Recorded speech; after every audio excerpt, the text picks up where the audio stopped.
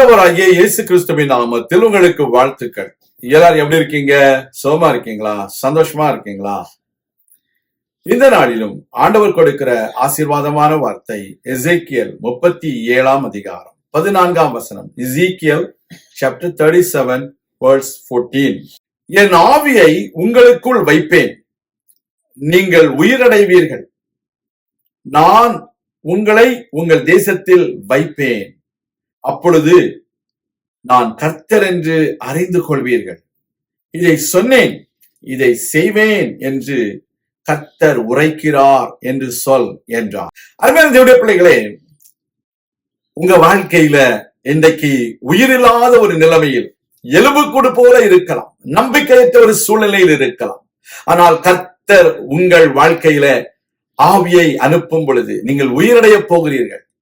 உங்களை தேசத்தில் அவர் நாட்டப் போகிறார். Dear child of God, you might be in a hopeless situation today. You might be in a situation that you have lost your hope. You have no future for you. But the Lord God says He will put His Spirit within you and you will come into life. When the Lord sends the Holy Spirit, you will be alive. You will not be the same. Your situations will be changed. Your joblessness will change. Your poverty will change. Your sickness will be healed.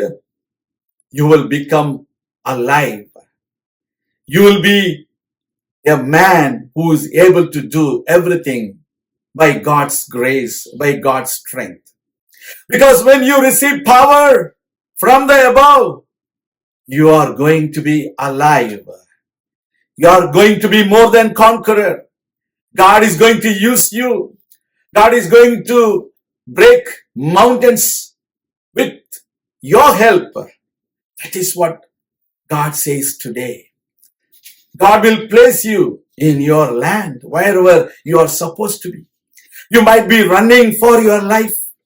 You might not be able to show your face outside because of many kinds of problems, accusations, and many things which did not allow you to come out of your family, to come out of your life. But today, the Lord is going to help you. You are going to be more than conqueror. He is going to place you at the place where you are supposed to be. நீங்கள் இருக்க வேண்டிய இடத்துல, உங்கள் தேசத்துல கர்த்தர் உங்களை நிலைநாட்டுவார். உங்கள் தேசத்துல உங்களை நிச்சயமாக ஆசீர்வதிப்பார். நீங்கள் கவலையோடு இருக்கீங்களா? கண்ணீரோடு இருக்கீங்களா? அவமானத்தோடும் நிந்தையோடும் தாங்க முடியாத வேதனையோடும் இருக்கிறீர்களா? என் தேவனாய கர்த்தர் உங்களுக்குள்ளே தம்முடைய ஆவியை அனுப்பி உங்களை உயிரடைய செய்வார். உங்களை பார்க்கிறவர்கள் இனிமேல் பயந்து ஓடுவார்கள். கர்த்தருடைய வார்த்தை இது சொல்லிட்டு கர்த்தர் சொன்னதை நிறைவேற்றுவார். அவர் சொன்னதை செய்ய வல்லவர். He is the Lord who is able to fulfill every promise that He has been telling you. You believe it, you will know that He is Lord. அவர் கர்த்தர் என்பதை அறிந்து கொள்வீர்கள். நான் உங்களுக்காக ஜெபிக்கிறேன். எங்கள் அன்பின் பரலோக பிதாவே, உடைய பிள்ளைகளுக்காக நான் ஜெபிக்கிறேன். உயிரடைய செய்வீராக.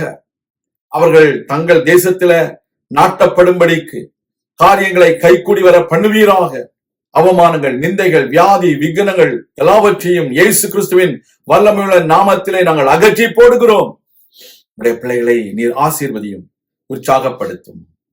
இயேசு கிறிஸ்துவின் நாமத்தில் ஜெபிக்கிறோம் எங்கள் நல்ல பிதாவே, ஆமேன். கர்த்தர் தாமே உங்களை ஆசீர்வதிப்பாராக. ஆமேன்.